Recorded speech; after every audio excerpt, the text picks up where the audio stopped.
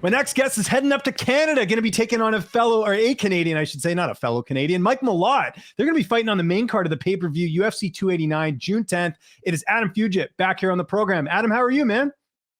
I'm doing great, man. How are you? I'm doing awesome, but I'm not going to be fighting on the pay-per-view in a few weeks. Just how excited were you not only to be getting this premier spot, but you're fighting a really exciting guy in Mike Malott? I mean, it kind of happens the way it all happens, right? I'm the last one to know. So I'm super excited. This is a huge opportunity, and I can't wait to go and put my put on a performance, put my best foot forward. And because you're out in Portland, are you going to have some friends and family come up? It's not that long of it. Well, it's a little bit of a drive, but it's, relatively close, right?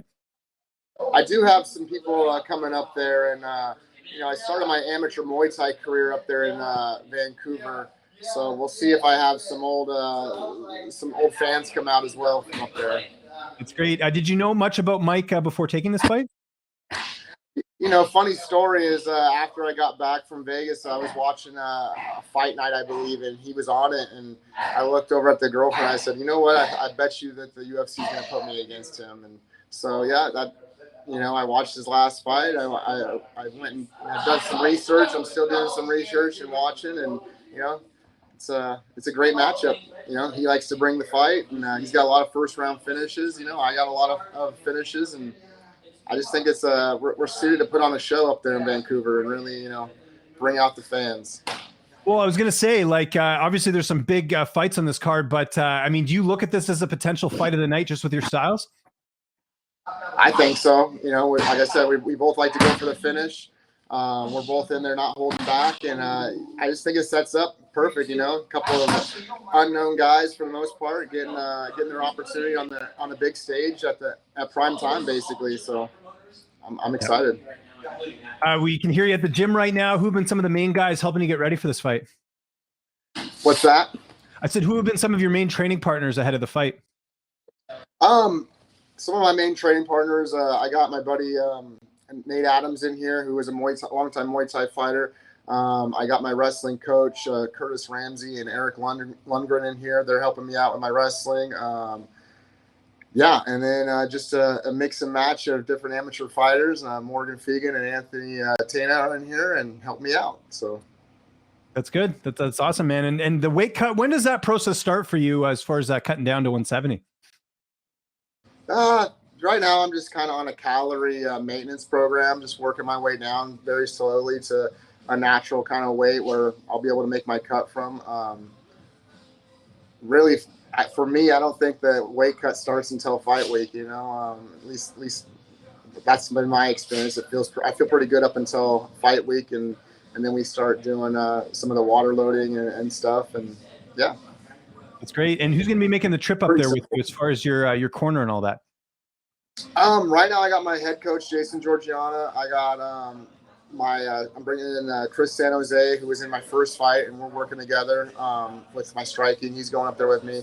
I'm going to bring up, I believe, Evan Dunham with me this time too. Oh, nice. Yeah. So it's going to be fun. Those are the three guys kind of running my camp right now. I believe Evan fought in Vancouver, if I'm not mistaken. He fought on one of the Vancouver cards for the UFC, did he not? I believe he did. I'll have to double check with him, but I believe he did. Yeah, so he can, he got nice having a familiar face up there, at least knows the city. I know it was ages ago, but still, that's kind of nice, right? Yeah, that's right, man. That's, another UFC vet in my corner, and he's fought up in Vancouver. Let's go. Yeah, no, it adds up. And I know last interview, we talked a lot of old school basketball. We were talking about the Sonics and the Grizzlies. How cool is it that you're going to be playing in the same arena that the Vancouver Grizzlies used to play in? That's pretty epic right there. Classic Vancouver Grizzlies, if you've been around the NBA and if you remember them, back when the Pacific Northwest had multiple teams and, was really thriving. At least I feel like they were thriving. It'd be nice to get some of those teams back, man. It's back up there. I think Seattle's going to get, I think we talked about this last time. I think Seattle's getting a team. I think it's only a matter of time because the Kraken, the NHL team, they've had a lot of success. I think there's an appetite for an NBA team there too. Definitely, I think so. And, I miss that old Pacific Northwest rivalry that we had with them. So let's bring it back and, put, fans in the seats for sure. Yeah, I'm with you there. Speaking of the Kraken, I think I kind of know the answer to this, but have you been paying attention at all to what they're doing? Because they're tied in the second round of the NHL playoffs 2-2 with the Dallas Stars. Did you know this?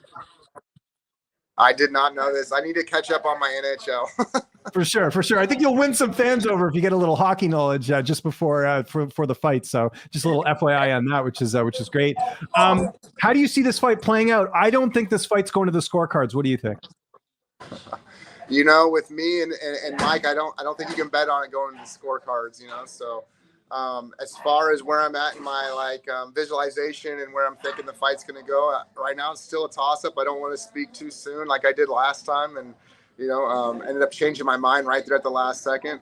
I just I'm trying to prepare myself because I anticipate just a hell of a fight from both guys, for myself and from Mike. So I'm going to go in there with the best version of myself I can. And as I get closer, I'm sure that visualization will pay off, and I'll see myself and where I can get my finish at.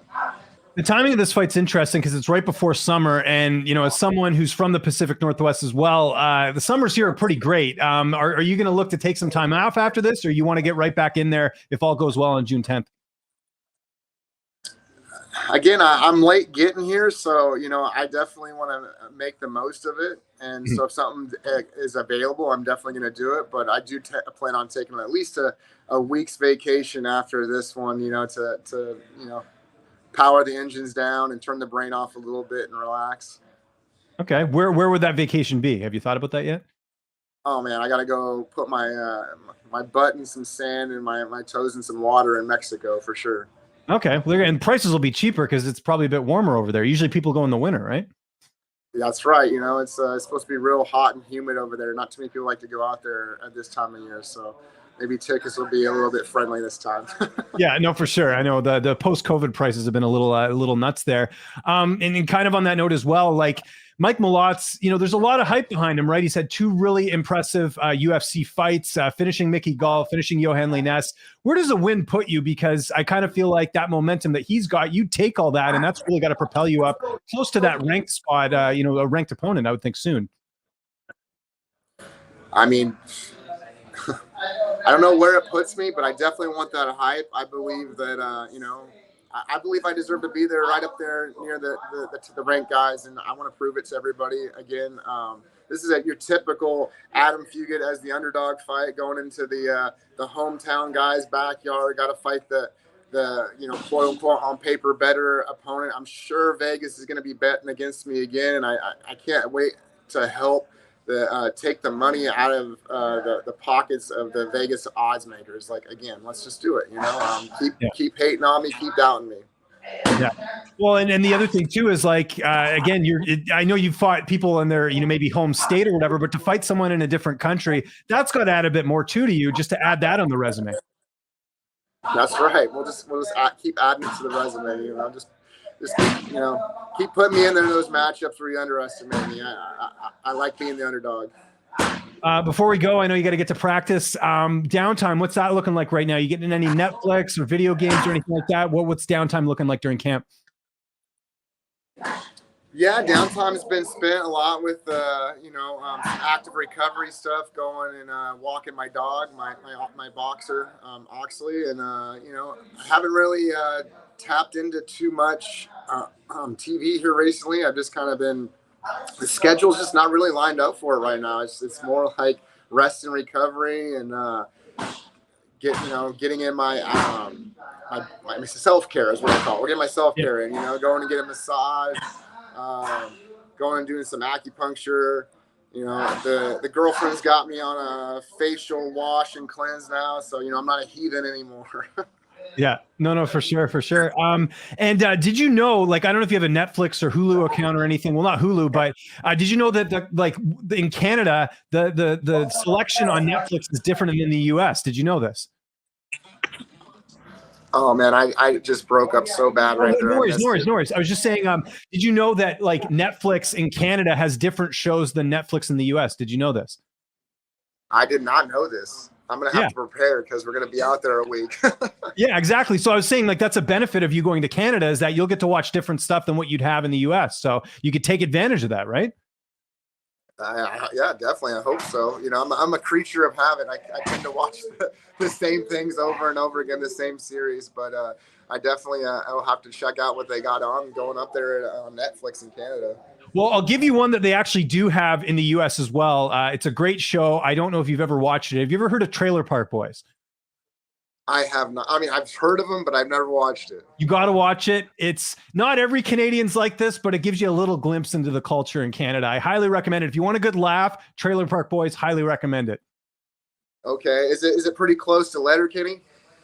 I think so. I've never seen Letterkenny. I've heard good things though, but Trailer Park Boys is it's like a fake reality show of these people who live in a trailer park, and it's really funny. I highly recommend it. I will definitely check it out Definitely check it out. There we go. We got to check you out, man. UFC 289, June 10th. Adam, thanks so much for doing this. If there's anyone you want to thank, any sponsors, any social media, I'll give you the last word. I'll just shout out these two guys over here hitting pads right now, Jason Georgiana and Cobb Tongsai Muay Thai. Pound for pound nutrition, helping me out, get my weight in line. Convergence physical therapy, yeah, and my girlfriend Sophie Lang.